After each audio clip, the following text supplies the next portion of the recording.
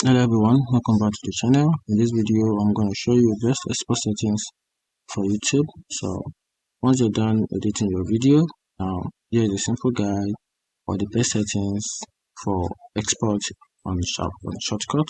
So if you want to export for YouTube, just go to export up here, click on export, then under custom, under custom there's stock, so click on the stock, then scroll down and click on YouTube. Once you click on YouTube, you find something like this, which is the export help. Then these are the requirements. Then make sure that this is under timeline, not as playlist. Make sure it is under timeline. Then click on export file. Then from here you can pick where you want your file to be exported.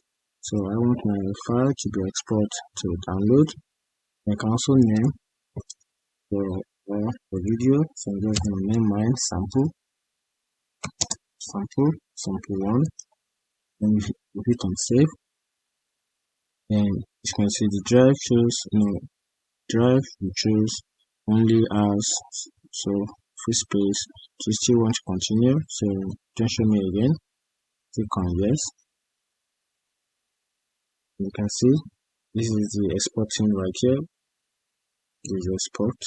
So about 34, 40, 46, 50, now 62, now 70, now 80, 90, then we have 100.